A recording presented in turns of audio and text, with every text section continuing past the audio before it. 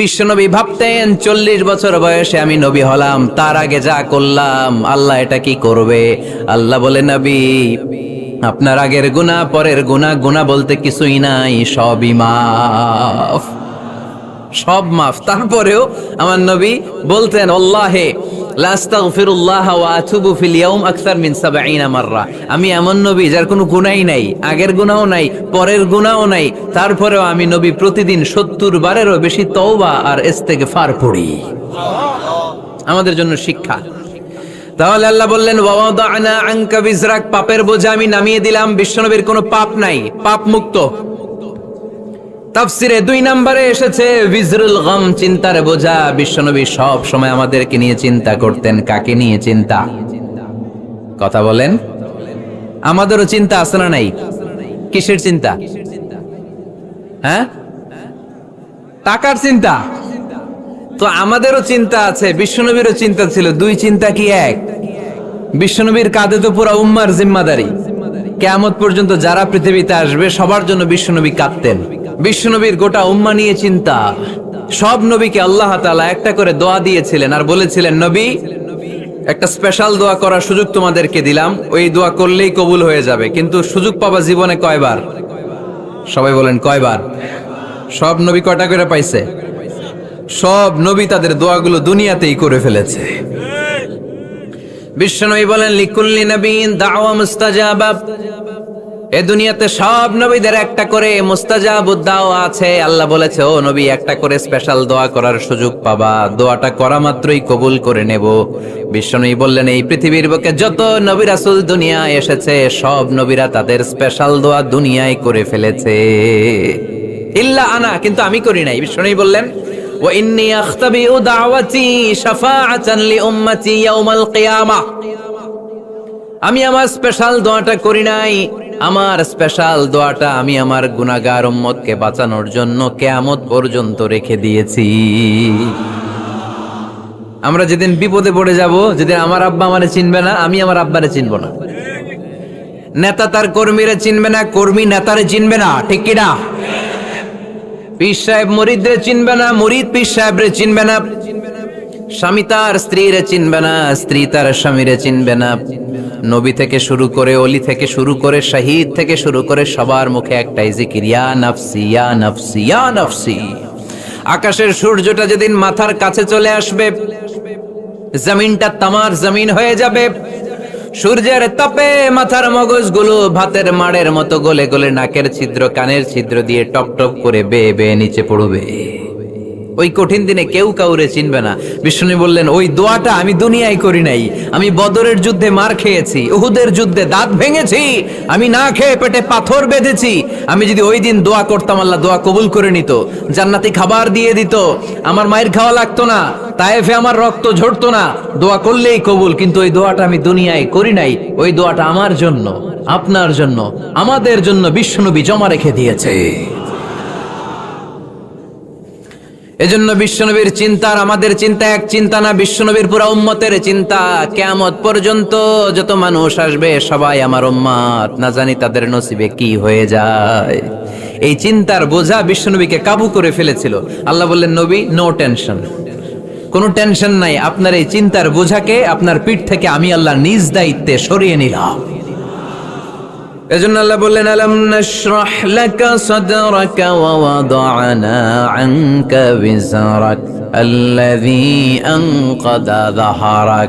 যেই চিন্তার বোঝা আপনাকে কষ্ট দেয়, যেই চিন্তার বোঝা আপনারে পেরেশান করে তোলে, আপনার পিঠ থেকে ওই চিন্তার বোঝা নবী আমি সরিয়ে নিলাম।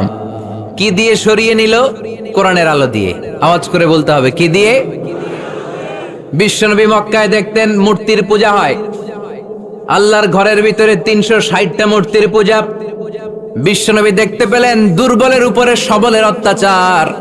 বিশ্বনবী দেখতে পেলেন নারীদেরকে অত্যাচার করা হয়।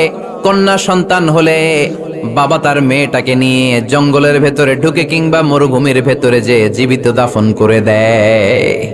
ওয়া ইযাল মাউউদাতু সুইলাত ওয়াদুল বানাত। বিশ্বনবী এগুলো দেখতেন চারপাশে।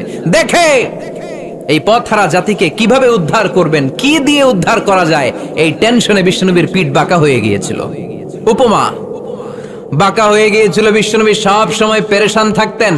আল্লাহ বললেন, নবী টেনশনের দরকার নাই, হেরা গুহায় এমন একটা নূরের আলো দিয়ে আমি আপনারে আলোকিত করব, যার মাধ্যমে সব পেরেশানি দূর হয়ে যাবে। ألم نشرح لك صدرك ووضعنا عنك وزرك الذي أنقض ظهرك। আপনাকে পেরেশান বানিয়ে দেয় এরকম সব চিন্তার বোঝা আমি আল্লাহ সরিয়ে নিলাম। সুবহানাল্লাহ।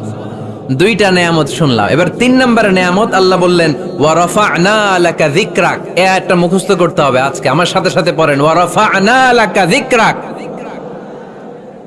সবাই বলেন নাই, পড়েন ওয়া রাফা'না লাকা যিকরাক ওয়া রাফা'না লাকা যিকরাক। নবী হে, আপনার সম্মানকে আমি আকাশচুম্বী করেছি। I have dignified your status high and high, the highest peak. আপনার মর্যাদা উঠাতে উঠাতে আকাশ বাতাস ছাপিয়ে সাত আকাশ কাঁপিয়ে আরশের উপরে নিয়ে গিয়েছি। আপনার মর্যাদা আমার পরপরই, স্রষ্টার পরে পুরো সৃষ্টিকুলের উপরে বিশ্বনবীর মর্যাদা আছে না নাই? এজন্য আল্লাহ বললেন ওয়া রাফা'না লাকা যিকরাক। ও নবী, আপনার মর্যাদা সম্মান আমি আকাশচুম্বী করেছি। আপনার সুনাম সুখ্যাতি মান মর্যাদা আমি গোটা বিশ্বে ছড়াইয়া দেব। এ আয়াত যখন নাজিল হলো, কাফেররা হাসতে শুরু করলো। কাফেররা বলে, মোহাম্মদ বেটা বলে কি, ও জানে বাঁচবে কিনা ওইটাই তো সন্দেহ। আমরা যেই ষড়যন্ত্র পাকাচ্ছি, ও জানে বাঁচবে কিনা সে এটাই সন্দেহ, তার নাম গোটা বিশ্বে ছড়াবে কি করে আমরা দেখে নেব। আল্লাহ বলেন, তোরা আমার নবীর সুনাম সুখ্যাতি ছড়ানোর ব্যাপারে বাধা তৈরি করবি, তোরা আমার নবীর ব্যাপারে অপপ্রচার চালাবি, তোদের অপপ্রচারকেই আমি আমার নবীর প্রচার মাধ্যম বানিয়ে দেব। তোরা করবি অপপ্রচার।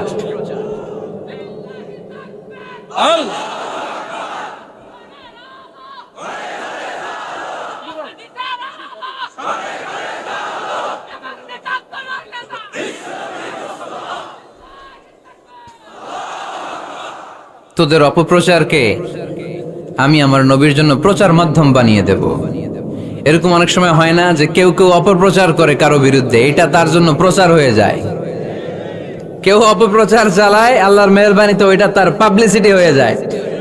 তার আলাদা করে প্রচার বিভাগের টিম তৈরি করা লাগে না, তার বিরোধীরাই তার প্রচার বিভাগের কাজে নেমে পড়ে। বিশ্বনবী বললেন, আল্লাহ বললেন, তোরা আমার নবীর সুনাম সুখ্যাতিকে থামাবি, তোদের মাধ্যমে আমি বিশ্বনবীর সুনাম সুখ্যাতি গোটা বিশ্বে বুলন্দ করে দেব। আবু জাহেল ঘোষণা দিল, খবরদার, হজের মৌসুম, হাজী সাহেবরা গোটা বিশ্ব থেকে আসবে।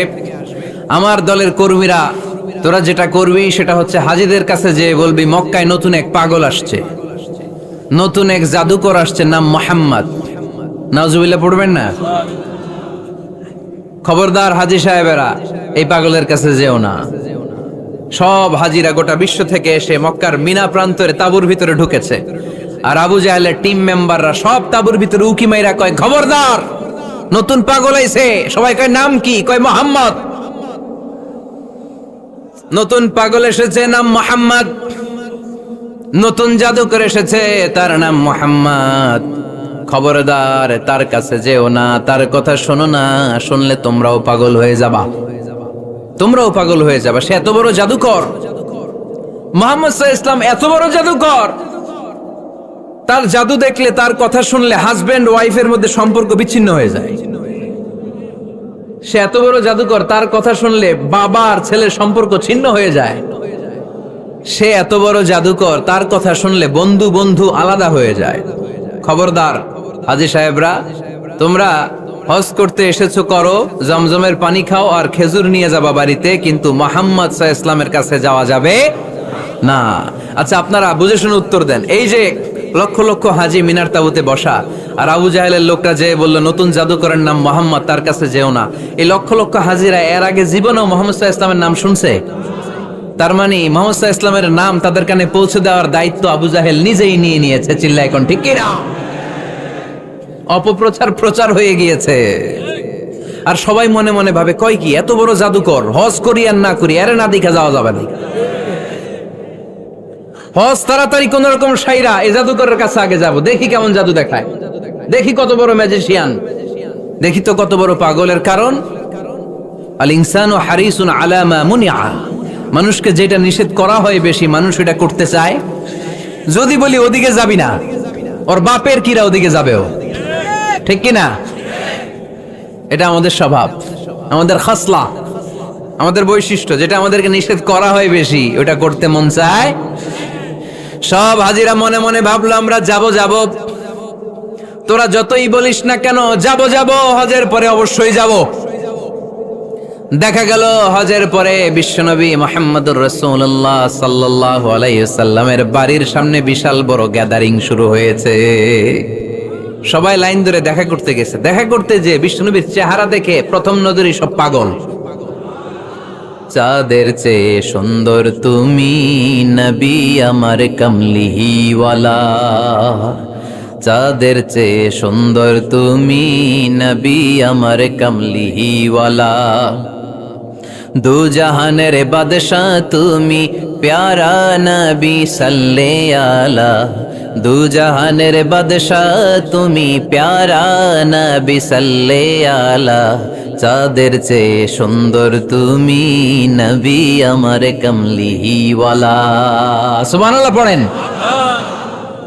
এত সুন্দর চেহারা, বিষ্ণু ঈসা ইসলামের চেহারার মতো এরকম চেহারার মানুষ পৃথিবীতে আছে? দ্বিতীয়টা, অনেকে বলে সাইয়েদনা ইউসুফ আলাইহিস সালামের চেহারা নাকি বেশি সুন্দর। সুন্দর ঠিক, কিন্তু আমার নবীর চাইতে বেশি নয়। বিষ্ণু বলতেন আনা মালিহুন ওয়া আখি ইউসুফু সাবিহুন, আমার ভাই ইউসুফ হচ্ছে সাবিহ, সাবিহ মানে সাদা সুন্দর ধবধবে, আর আমি হচ্ছে মালিহ, মালিহ মানে এসেছে মিলহন থেকে, মিলহন মানে লবণ, মানে লাবণ্যময় সুন্দর। আমার ভাই ইউসুফ নবী সাদা সুন্দর, আমি লাবণ্যময় সুন্দর। কোনটার দাম বেশি? লাবণ্যময় সুন্দরের দাম বেশি। সাইয়েদনা ইউসুফ আলাইহিস সালামের চেহারা দেখে মিশরের মেয়েরা লেবু কাটতে যে বা কমলা কাটতে যে, আনার কাটতে, কমলা কাটতে যে আঙ্গুল কেটে ফেলেছিল। কোরআন তার সাক্ষী। ওয়া কাত্তা'না আইদিয়াহুন। আম্মাজান আয়েশা রাদিয়াল্লাহু তাআলা আনহা যখন এই ঘটনা শুনেছেন, তিনি মিশরের মেয়েদেরকে ডাক দিয়ে বলেছেন, ও মিশরের মেয়েরা, তোমরা ইউসুফ নবীর সৌন্দর্য দেখে লেবু কাটতে যে আঙ্গুল কেটেছো, আমার স্বামী পেয়ারা নবী মুহাম্মদ রাসূলুল্লাহর চেহারা যদি তোমরা দেখতা, তাহলে লেবু কাটতে যে আঙ্গুল নয়, কলিজাটা কেটে টুকরা টুকরা করে দিতা। আবার আম্মা জান আয়েশা বলতো, লাকুম শামসুন ওয়া লানা শামসুন, তোমাদের জন্য একটা সূর্য আছে, কিন্তু আমি আয়েশার জন্য আলাদা একটা সূর্য আছে। তোমাদের সূর্যটা প্রতিদিন সকালবেলা পূর্ব আকাশে উদিত হয়ে গোটা দুনিয়াটারে আলোকিত করে দেয়, আর আমার সূর্যটার নাম হলো মুহাম্মদ সাল্লাল্লাহু আলাইহি ওয়াসাল্লাম। মসজিদে নববীতে এশার নামাজের পরে আমার সূর্যটা আমার ঘরে উদিত হয়। তোমাদের সূর্য সকালবেলা পূর্ব আকাশে উঠে গোটা দুনিয়াটারে আলোকিত করে, আমার সূর্য মুহাম্মদ এশার নামাজের পরে আমার ঘরের ভেতরে যখন উকি দেয়, আমার পুরো ঘরটারে আলোকিত করে দেয় কে? এত সুন্দর চেহারা ছিল, ওনার চেহারার নূর দিয়ে হারানো সুই খুঁজে পেয়েছে বিশ্বনবীর স্ত্রীরা। চিল্লায় কোন আল্লাহু আকবার। বিশ্বনবীর চেহারার সৌন্দর্যের সাথে কারো সৌন্দর্যের কোনো মিল হবে? No comparison with our beloved prophet Muhammad sallallahu alayhi wasallam. Whether it's the fitness, whether it's the appearance, whether it's the status, no comparison with our prophet. এটা ফিটনেসের দিক থেকে হোক, এটা চেহারার সৌন্দর্যের দিক থেকে হোক, এটা কণ্ঠস্বরের ঝংকারের দিক থেকে হোক, সম্মান আর মর্যাদার দিক থেকে হোক, আমার নবীর সম্মানের ধারে কাছেও সম্মান পৃথিবীর কারো হতে পারে না। চিল্লায় বলেন ঠিক কিনা? এজন্য আল্লাহ বললেন, ওয়া রাফা'না লাকা যিকরাক, নবী আপনার সম্মান বাড়াতে বাড়াতে আমি আকাশচুম্বী করেছি। লোকজন সব যে বিশ্বনবীর দরবারে লাইন ধরেছে, হাজিরা সব বিশ্বনবীর কাছে যে চেহারা দেখেই কুপকার, বাকি জিনিস তো পরে। অনেকে আছে না, চেহারা দেখলেই মানুষ পাগল হয়ে যায়, আছে না নাই? চেহারা দেখেই পাগল, চেহারা দেখেই পাগল। তারপর তারা মিলাতে লাগলো। মিনার তাবুতে আবু জাহেলের কর্মীরা ঘোষণা দিয়েছিল, এলাকায় মোহাম্মদ নামে পাগল এসেছে। তারা মিলায়ে দেখে না, এই মহামানব কোনোদিন পাগল হতে পারে না, কারণ পাগলের চুলগুলো থাকে উস্কো খুস্কো, ঠিক কিনা? আমার নবী সাল্লাল্লাহু আলাইহি ইসলামের চুল উস্কো খুস্কো ছিল, কত সুন্দর চুল আঁচড়ে রাখতেন, জাইতুনের তেল দিতেন, আতর ঢেলে মাথার শীতের মধ্যে ঢেলে দিতেন, কপাল বেয়ে বেয়ে পড়তো, আর যেখানে সেজদা দিতেন সেজদার জায়গায় আতরের ঘ্রাণে আমোদ হয়ে যেত। হাতের তালুতে পারফিউম মাখতেন, আর মানুষের সাথে মুসাফা করলে যার সাথে মুসাফা তার হাতের সাথে নবীর ব্যবহৃত পারফিউমের ঘ্রাণ ছুটে যেত। এত পরিচ্ছন্ন ছিলেন। তারা বিশ্বনবীর আলের বক্তব্যের মিল খুঁজে পায় না। তারা বলে না, এই লোক কখনো পাগল হতে পারে না। পাগলের চুল থাকে উস্কো খুস্কো, জামা থাকে ছিঁড়া ফাড়া, গায়ের মধ্যে থাকে ময়লা। পাগল কখনো দাঁত মাজে না, কিন্তু বিশ্বনবীর মুচকি হাসির ফাঁক দিয়ে দাঁতের দিকে তাকালে মানুষগুলো সব পাগল হয়ে যায়। স্মাইল দিতেন বিশ্বনবী, স্মাইল, মুচকি হাসি, তাবাসসুম। বিশ্বনবীর মুচকি হাসি দেখলে মানুষ পাগল হয়ে যেত, পাগল পাড়া হয়ে যেত। তারা বলে না না, এ মহামানব তো কখনো পাগল হতে পারে না। আবার মিলাতে লাগলো আবু জাহেলের কর্মীরা বলেছিল এটা নাকি বড় জাদুকর, কিন্তু তারা বলে না না, এই অসাধারণ লোকটা জাদুকরও হতে পারে না, সে তো কোনো মন্ত্র পড়ে না। জাদু করার জন্য মন্ত্র পড়ার দরকার আছে না নাই? বিষ্ণুনবী কি মন্ত্র পড়তো? বিষ্ণুনবী কি পড়ে শোনাতো? চিল্লায় বলেন, কি পড়ে শোনাতো? কোরআন শোনাতো। এত সুন্দর কণ্ঠ ছিল বিশ্বনবীর, পাগল হয়ে যেত মানুষ শুনতে শুনতে, পাগল পাড়া হয়ে যেত, বিমুগ্ধ হয়ে যেত। তারা সবাই বলতে আরম্ভ করলো, আবু জাহেল তুমি মিথ্যাবাদী, তবে তোমাকে ধন্যবাদ এরকম একটা মানুষের সাথে পরিচয় করিয়ে দেওয়ার জন্য। সুবহানাল্লাহ কইলেন না? আমরা মেনে নিতে পারলাম না সে পাগল নয়, জাদুকর নয়, সে হলো এই জামানার পায়গাম্বার। আমরা পড়ে নিলাম লা ইলাহা ইল্লাল্লাহু মুহাম্মাদুর রাসূলুল্লাহ সাল্লাল্লাহু আলাইহি ওয়াসাল্লাম। ওয়া রাফা'না লাকা যিকরাক। নবী হে, এইভাবে আমি আপনার সম্মানকে বাড়িয়েছি।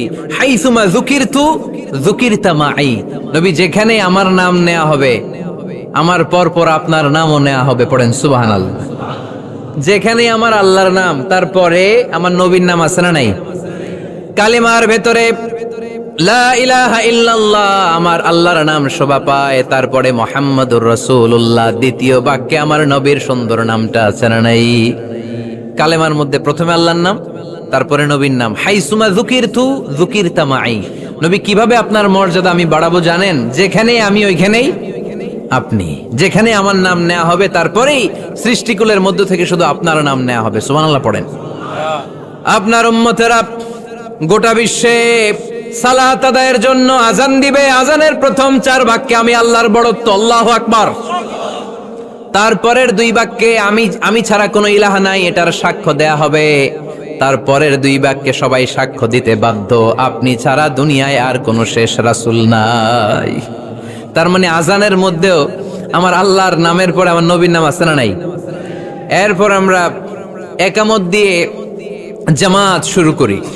এই জামাতের আগে যে একামতটা দেই, এই একামতেও আল্লাহর নামের পরে আমার নবীর নামটা আছে না নাই? আল্লাহু আকবার, আল্লাহু আকবার, আশহাদু আন লা ইলাহা ইল্লাল্লাহ, আশহাদু আন্না মুহাম্মাদার রাসূলুল্লাহ সাল্লাল্লাহু। তার মানে আজানে আমার নামের পরে আপনার নাম, একামতে আমার নামের পরে আপনার নাম। নামাজের শেষে যখন আমরা শেষ বৈঠকে বসি, সেখানে বিশ্বনবীর উপর দুরূদ আছে না নাই? তার মানে সব জায়গায় বিশ্বনবীর নাম নেয়াকে আবশ্যক করে দিয়েছে কে? নবী হে, এই গোটা বিশ্বের ভেতরে সূর্য উঠবে, সূর্য ডুববে, শীত যে গ্রীষ্ম আসবে, দিন যে রাত আসবে, এক মুহূর্তের জন্য আপনার নামের আলোচনা থামবে না। চিল্লায় বলো ঠিক কি না? রাফা'না লাকা যিকরাক, I have dignified your status very high, very high। অনেক উপরে নিয়েছি, আকাশ বাতাস ছাপিয়ে, 7 আকাশ কাঁপিয়ে আরশ পর্যন্ত আমি আপনার মর্যাদাকে বুলন্দ করেছি। এই পৃথিবীতে যত আসমানি কিতাব এসেছিল, সবগুলো আসমানি কিতাবে বিশ্বনবীর নাম উল্লেখ করেছে কে? তার মানে তাওরাতের ভেতরে বিশ্বনবীর নাম আছে না নাই? ইনজিলে, জাবুর, সুহুফে ইব্রাহিম, সুহুফে মূসা, আল্লাযী ইয়াজিদুনাহু মাকতুবান ইনদাহুম ফিত তাওরাতি ওয়াল ইনজিল। ইহুদিরা খ্রিস্টানরা বিশ্বনবীরা মানতে চাইতো না। তারা বলতো, মুহাম্মদ তোমার নাম তো আমাদের কিতাবে নাই। বিশ্বনবী বললেন পড়ো। তারা পড়তে পড়তে বিশ্বনবীর জায়গাটা লুকিয়ে রাখতো। যেখানে বিশ্বনবীর নাম ওরা এইভাবে ধরে রাখতো। বিষ্ণু ইসলাম এক সাহাবাকে বললেন, আমি তো ওদের ভাষা বুঝি না, তুমি ওদের ভাষা বুঝে দেখো কোন জায়গায় চোরামিটা করে। প্রতিটা কিতাবের প্রতিটা পাতায় পাতায় বিষ্ণুনবীর নাম আছে না নাই?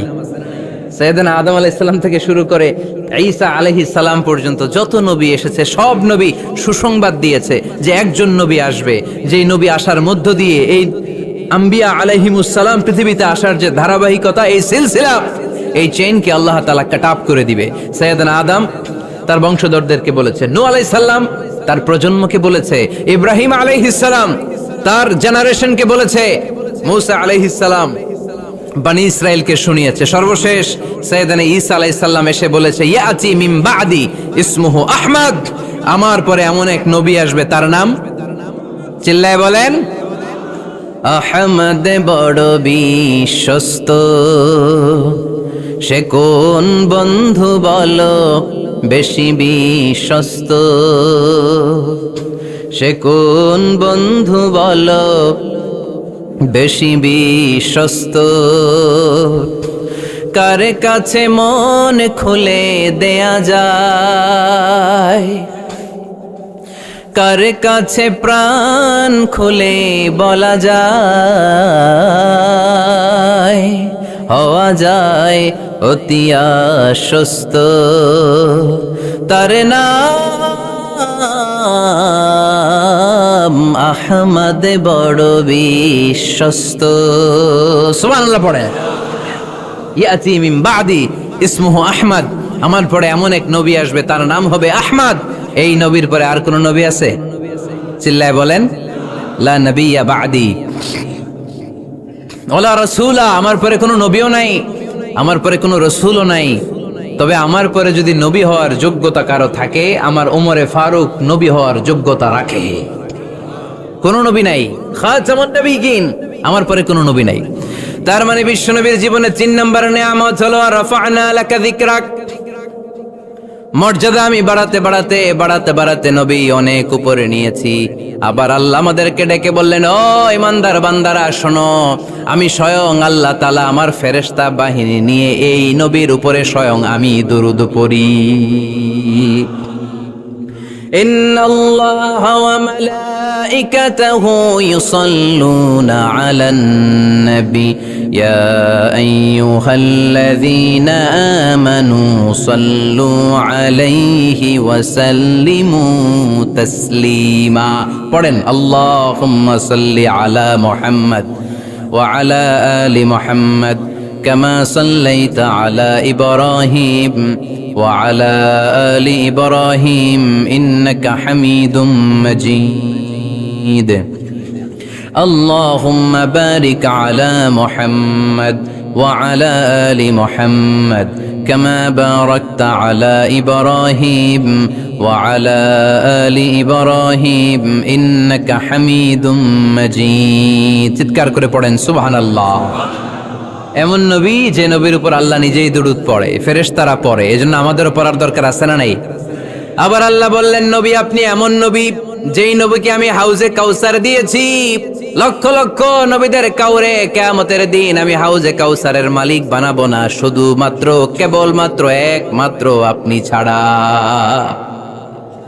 ইন্না আ'তাইনাকাল কাউসার ফাসাল্লি লিরাব্বিকা ওয়ানহার ইন্না শানিআকা হুয়াল আবতার। সুবহানাল্লাহ পড়েন। এই হাউজে কাউসারের পানি খেতে চান, পান করতে চান? বিশ্বনবী না দিলে খাইতে পারবো আমরা? হাউজে কাউসার পান করতে চান কারা? হাত তুলে দেখান।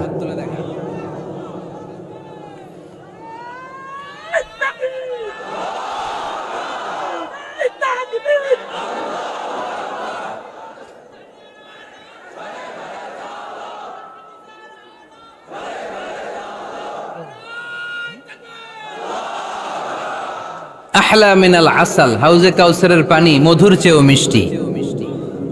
আবরাদু মিনাস সালজ, বরফের চাইতেও ঠান্ডা। আবিয়াদু মিনাল লাবান, দুধের চাইতেও সাদা। মান শারিবা মিনহা শারবাতান লাম ইয়াজমা আবাদা, এক ঢোক হাউজে কাউসারের পানি যে খাবে চিরকালের জন্য তার গলার তৃষ্ণা মিটে যাবে। ওই হাউজে কাউসার বিশ্বনবীকে দিয়ে বিশ্বনবীর মর্যাদা বাড়িয়েছে কে? আবার আল্লাহ বললেন, নবী, পৃথিবীর অনেক নবীকে আমি নৈতিক বিজয় দান করেছি, কিন্তু সবাইকে আমি রাজনৈতিক বিজয় দান করি নাই। আপনাকে আমি এমন নবী করে দুনিয়ার বুকে পাঠিয়েছি, আপনাকে আমি নৈতিক বিজয় দান করেছি, পাশাপাশি রাজনৈতিক বিজয়ও দান করেছি। সুবহানাল্লাহ পড়েন। বিশ্বনবী একাধারে যেমনি মসজিদে নববীর ইমাম ছিলেন, পাশাপাশি মদিনার রাষ্ট্রের প্রেসিডেন্ট ছিলেন, ঠিক কিনা? তার মানে ইমাম বা নেতা এমন হওয়া দরকার যে নামাজও পড়াতে পারে, আবার সমাজও শাসন করতে পারে, ঠিক কিনা? এমন নেতার দরকার আছে না নাই? এজন্য বিশ্বনবী বললেন, রব্বি আদখিলনি মুদখালা সিদকিন ওয়া আখরিজনি মুখরাজা সিদকিন ওয়াজআলনি মিন লাদুনকা সুলতানান নাসীরা। ও আল্লাহ, আপনি আমারে সত্যতার সাথে মক্কায় রাখেন, বের করলেও সত্যতার সাথে বের করেন, আর আপনি আমাকে বিজয়ী শক্তি দান করেন। বিজয়ী শক্তি, রাজনৈতিক শক্তি বিশ্বনবী আল্লাহ তাআলার কাছ থেকে দোয়া করে চেয়ে নিয়েছেন। চিল্লায় বলেন ঠিক কিনা? রাজনৈতিক শক্তির দরকার আছে না নাই?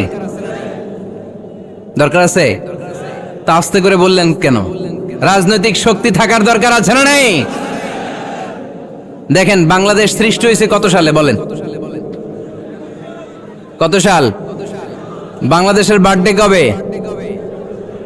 1971-এ। এই 71 সালের পর থেকে আমাদের বাংলাদেশে সুদ আছে না নাই? কিন্তু সুদের বিরুদ্ধে ওয়াজ আছে না নাই? আলেম ওলামারা আজীবন সুদের বিরুদ্ধে ওয়াজ করছে। আমরা ওয়াজ আগে করতাম, এখন করতেছি, সামনেও করব, মাগার সুদ মরবে না।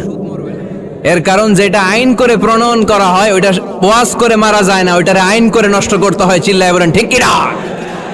আমি সারা জীবন সুদের বিরুদ্ধে ওয়াজ করলে সুদ যাবে না, কিন্তু দেশনেত্রী মাননীয় প্রধানমন্ত্রী যদি কালকে ঘোষণা দেয় বাংলাদেশের কোনো ব্যাংকে ব্যাংকিং ফিনান্সিয়াল ট্রানজাকশনে কোনো সুদ চলবে না, তার পরের দিন থেকে বাংলাদেশে কোনো সুদ থাকবে না। চিল্লায় বলেন ঠিক কিনা? এজন্য সাইয়েদনা ওমর ফারুক বলতেন, ইন্নাল্লাহা লা ইয়াযাউ বিল কুরআন মা ইয়াযাউ বিস সুলতান। আল্লাহ মাঝে মাঝে ক্ষমতার মাধ্যমে এমন কিছু করে যেটা আল্লাহ কোরআনের মাধ্যমেও করে না। চিল্লায় বলেন ঠিক কিনা? কালকে যদি ঘোষণা হয়ে যায় 5 ওয়াক্ত নামাজ যদি না পড়া হয় 5 বেত। কয় বেত?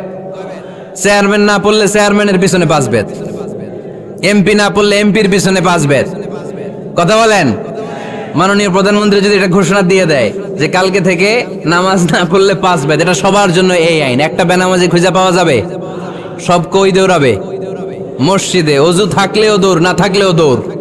কারণ মায়ের উপরে কোনো ওষুধ আছে? কথা বলেন? কারণ মায়েরে ভিটামিন আছে, মায়েরে কি আছে? এজন্য ইন্নাল্লাহা লা ইয়াযাউ বিল কুরআন মা ইয়াযাউ বিস সুলতান। মাঝে মাঝে আল্লাহ ক্ষমতা দিয়ে এমন কিছু করে যেটা মাঝে মাঝে আল্লাহ কোরআন দিয়েও করে না। এজন্য অনেক নবীকে নৈতিক বিজয় দান করলো। বিশ্ব নবীকে শুধু নৈতিক বিজয় নয়, পাশাপাশি রাজনৈতিক বিজয়ও দান করেছে কে? তিনটা নিয়ামতের ঘোষণা দিয়ে আল্লাহ বললেন, আলাম নাশরাহ লাকা সাদরাকা ওয়া ওয়াদা'না আনকা বিজারাক আল্লাযী আনকাদা যাহরাক ওয়া রাফা'না লাকা যিকরাক। পড়েন সুবহানাল্লাহ। নবী হে, আপনার মর্যাদা আমি অনেক বাড়িয়েছি। আপনার কথা শুধু মুসলমানেরাই বলে না, হিন্দুরাও বলে। আছে না নাই? গতকাল এক হিন্দু ভাই আমার হাতে হাত রেখে শাহাদা বাক্য পাঠ করে গাজীপুরে মুসলমান হয়ে গেছে। বিশ্বনবীর কথাগুলো যখন তারা শোনে, তারা নিজেদেরকে ধরে রাখতে পারে না। আপনারা মহাত্মা গান্ধীর নাম শুনেছেন? তিনি ভারতের অবিসংবাদিত নেতা। বিশ্বনবীর ব্যাপারে কমেন্ট করেছেন যে এরকম নেতা পৃথিবীতে আর দ্বিতীয়টা কখনো হবে না। মহাত্মা গান্ধী কি মুসলমান না হিন্দু? গোটা বিশ্বের খ্রিস্টানরা বিশ্বনবীকে নিয়ে এখন মাতোয়ারা। মাইকেল এইচ হার্ট, খ্রিস্টান, একটা বই লিখে গোটা বিশ্ব কাঁপিয়েছেন, দি 100 ranking of the most influential people and person in the world. পৃথিবী কাঁপানো 100 জন মনীষীর জীবনী নিয়ে একটা বই তিনি করেছেন। এই 100 জন মনীষীর জীবনীর মধ্যে যাকে নাম্বার 1 তিনি করেছেন, তিনি হচ্ছেন আমার নবী, আপনার নবী, পেয়ারা নবী, বিশ্বনবী মুহাম্মদুর রাসূলুল্লাহ সাল্লাল্লাহু আলাইহি ওয়াসাল্লামের। মাইকেল এইচ হার্ট কি মুসলমান? সে একজন খ্রিস্টান। তার মানে ওয়ারাফা'না লাকা যিকরাক, বিশ্বনবীর সম্মান শুধু আমাদের মুখ দিয়ে প্রচারিত হয় না, ইহুদি খ্রিস্টান বৌদ্ধদের মাধ্যমেও বিশ্বনবীর সম্মানকে বাড়িয়ে দিচ্ছে কে? I have studied him, the wonderful man, in my opinion far from being antichrist, and he must be called the savior of humanity. খ্রিস্টানরা বলছে আমরা এই মুহাম্মাদের জীবনী গবেষণা করে পড়েছি, তাকে খ্রিস্টান বিরোধী বলা তো দূরের কথা, তাকে মানবতার ত্রাণকর্তা বলতে হবে। তিনি গোটা বিশ্বের জন্য সুপারম্যান হয়ে পৃথিবীতে এসেছে। As a father, as a teacher, as a lawgiver, as a lawmaker, Muhammad is the superman of the world. স্বামী হিসেবে, পিতা হিসেবে, নেতা হিসেবে, নবী হিসেবে মুহাম্মদ সাল্লাল্লাহু আলাইহি ওয়াসাল্লাম সাধারণ কোনো মানুষ নয়, তিনি গোটা বিশ্বের জন্য সুপারম্যান হয়ে পৃথিবীতে আগমন করেছে।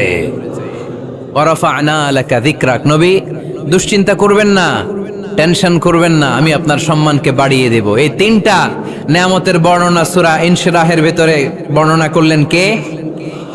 এরপরে রাব্বুল আলামিন বিশ্বনবীকে নেয়ামতের বর্ণনার ঘটনা শুনিয়ে বিশ্বনবীকে সান্ত্বনা বাণী শোনাচ্ছেন আর পড়ছেন, ফা ইন্না মাআল উসরি ইউসরান, ইন্না মাআল উসরি ইউসরা।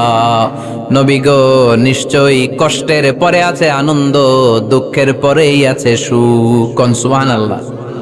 কষ্টের পরে আনন্দ, দুঃখের পরে The struggle isn't permanent in our life. দুঃখ কষ্ট এটা আমাদের জীবনে পার্মানেন্ট না, এটা সাময়িক। আচ্ছা আওয়াজ করে উত্তর দেন তো, এক বছরে কয়দিন আপনাদের ফরিদপুরে? কয়দিন? 365 দিন। গত 365 দিনে না খেয়েছিলেন কয়দিন? 20 দিন, 30 দিন। তার মানে অল্প কিছুদিন না খেয়েছিলাম, সারা বছরই খেয়েছিলাম, ঠিক কিনা? আচ্ছা, তো 365 দিনে অসুস্থ ছিলেন কয়দিন? 4-5 দিন, কিংবা 20 দিন, কিংবা 1 মাস, কিংবা 56 দিন, কিংবা 65 দিন। তার মানে বাকি 300 দিন আরামে ছিলাম কি ছিলাম না? তার মানে আমাদের জীবনে দুঃখ বেশি না আনন্দ বেশি? সুখ বেশি না কষ্ট বেশি? এজন্য আল্লাহ বললেন, খবরদার, মুমিন কখনো হেরে যায় না, মুমিনের হারাবার কিছু নাই। মুমিনের জীবনে যদি আনন্দ আসে, মুমিন শুকরিয়া করে, শুকরিয়া করলে সওয়াব আছে না নাই? আর মুমিনের জীবনে যদি দুঃখ আসে, মুমিন সবর করে, ধৈর্য ধরে, ধৈর্যেও সওয়াব আছে না নাই? তাহলে আমাদের সব দিক দিয়েই চলা, আনন্দের দিনগুলাতে শুকরিয়া করব, আর দুঃখের দিনগুলাতে ধৈর্য ধরবো, দুইটার মধ্যে সওয়াব আছে না নাই? এজন্য বিশ্বনবী বললেন, আজাবান লি আমরিল মুমিন, মুমিনের বিষয়টা খুবই আশ্চর্যের। ফাইন আসাবাতহু সাররাউন শাকারা, মুমিন যদি আনন্দে থাকে সে শুকরিয়া করে, শুকরিয়া করলে লাভ আছে না নাই? ওয়াইন আসাবাতহু দাররাউন সাবারা, আর দুঃখে পড়লে সে সবর করে, ধৈর্য ধরে, ধৈর্য ধরলে সব আছে না নাই? তার মানে আমাদের হারাবার কিছু আছে। মাঝে মাঝে আল্লাহ আমাদেরকে দুঃখ কষ্ট দিয়ে পরীক্ষা করতে চান, এগুলো আমাদের জন্য খারাপ নয়। এই দুঃখ কষ্ট বিপদ আমাদের কোমরকে সোজা করে, আমাদের পায়ের মাটিকে শক্ত করে, চিল্লায় বলেন ঠিক কিনা? প্রতিকূল পরিবেশে কিভাবে বাঁচতে হয় এই দুঃখ কষ্ট আমাদেরকে শিখায়। এজন্য মুমিন বান্দার বৈশিষ্ট্য হচ্ছে দুঃখ কষ্ট বেদনা জ্বালা এগুলোতে সে আপসেট হয় না, সে হাল ছেড়ে দেয় না, সে ভরসা রাখে একজনের উপর। চিল্লায় বলতে হবে তিনি কে? কারণ মুমিন জানে রাত্রি যত গভীর হয়, অন্ধকার তমানিসা ভেদ করে সুবহে সাদিক হয়।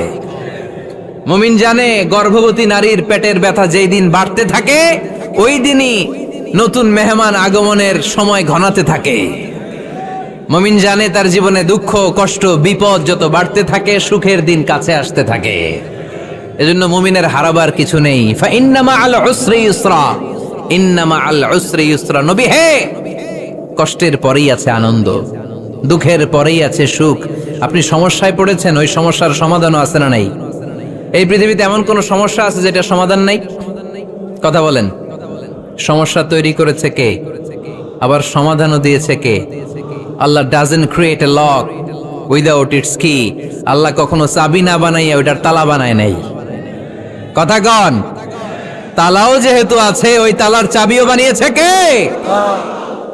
মা আনজালাল্লাহু দান ইল্লা আনজালাল্লাহু লাহু শিফা, আল্লাহ দুনিয়ায় এমন কোন রোগ পাঠায় নাই যেই রোগের ঔষধ বানায় নাই, এমন কোন রোগ নাজিল করে নাই যেই রোগের কোন চিকিৎসা বানায় নাই, হয়তো সেটা আবিষ্কার হয় নাই। অনেকে ক্যান্সারের কথা বলতে পারেন যে হুজুর ক্যান্সার এমন রোগ, এই ক্যান্সার তার নাই কোনো অ্যান্সার, কিন্তু বিজ্ঞানীরা বলতেছে এটারও অ্যান্সার আবিষ্কৃত হচ্ছে।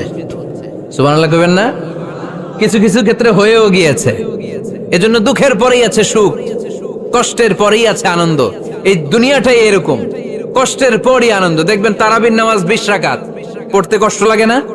কোমরে ব্যথা, হাঁটুতে ব্যথা, কিন্তু 20টা রাকাত যখন শেষ করে মসজিদ থেকে বের হই একটা আনন্দ আছে না নাই? কষ্ট করে পরীক্ষার জন্য প্রিপারেশন নিলেন আপনি কয়েক মাস, কিন্তু ফলাফল যখন ভালো হয় তখন একটা আনন্দ আছে না নাই? সারাদিন রোজা রাখলেন রমজানে, কি কষ্ট, তৃষ্ণায় গলা ফেটে যায়, কিন্তু ইফতারির সময় যখন রুহ আফজা শরবতটা খাই কেমন লাগে? একটা আনন্দ আছে না নাই? এজন্য আল্লাহ বললেন فَإِنَّ مَعَ الْعُسْرِ يُسْرًا إِنَّ مَعَ الْعُسْرِ يُسْرًا। ও নবী, কষ্টের দিন মক্কায় অল্প কিছু দিন, মদিনাতে আনন্দের দিন অপেক্ষা করছে। আমাদের জীবনে যদি দুঃখ কষ্ট আসে আমরা ধৈর্য ধরবো, তাওয়াক্কুল করবো একজনের উপর, তিনি কে? কারণ আমরা বিশ্বাস করি কষ্টের দিন এটা চিরকালের জন্য নয়, সামনে আনন্দের দিন আমাদের জন্য সেট করে রেখেছে কে? তাহলে আমরা সূরাতুল ইনশিরাহ থেকে 3টা নিয়ামতের বর্ণনা শুনলাম, বিশ্বনবীকে কি সান্ত্বনা দেয়া হলো সেটা শুনলাম। এবার 2টা গাইডলাইন শুনে তাফসীর আমরা শেষ করব। শুনতেছেন? কষ্ট হচ্ছে তো উঠা বসা করতেছেন কেন? উঠলেন কারা কারা? শেষ করে দিব? দোয়া করে দেই। কি গাইডলাইন দিলেন শুনবেন? কে কে শুনবেন না হাত তোলেন।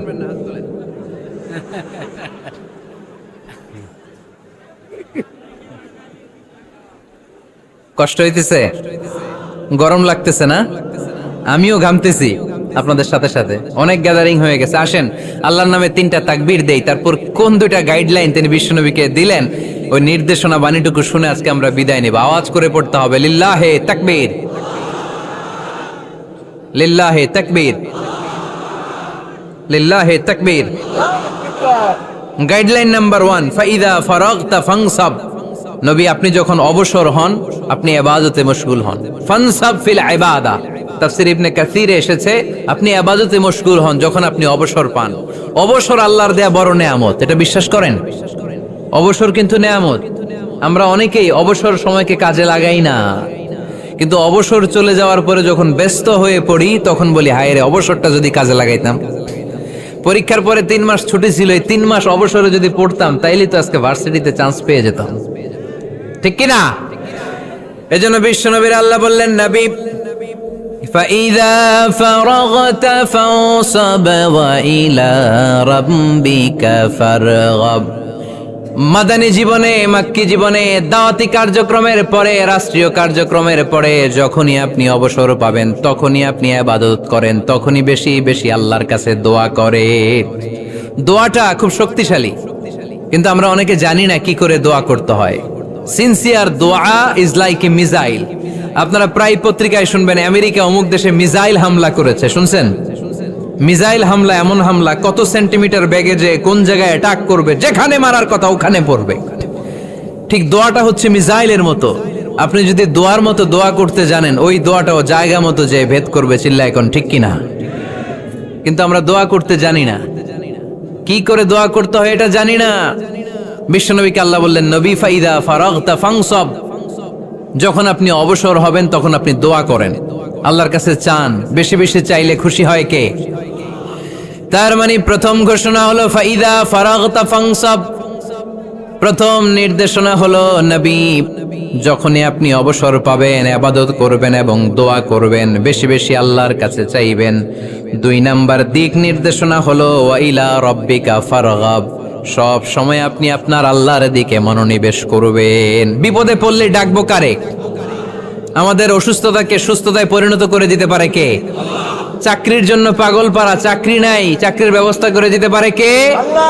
বিদেশে যেতে মনে চায়, পাসপোর্ট দিয়ে রেখেছি, ভিসা নাই, ভিসা লাগাই দিতে পারে কে? কিন্তু আমরা দুঃখ কষ্ট বেদনা কিছু একটা হইলেই সবার আগে আল্লাহরে শেয়ার করার আগে ফেসবুকে শেয়ার মাইরা দেই, আছে না নাই?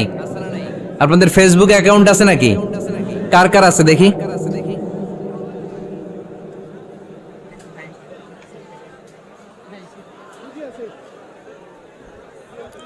আছে আছে, এটার জন্য আমরা ভালো কাজে লাগাই, ঠিক কিনা?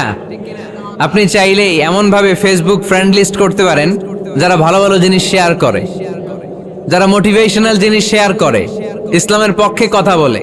আপনার এক একটা শেয়ারে অনেকের জীবন বেঁচে যেতে পারে, ঠিক কিনা?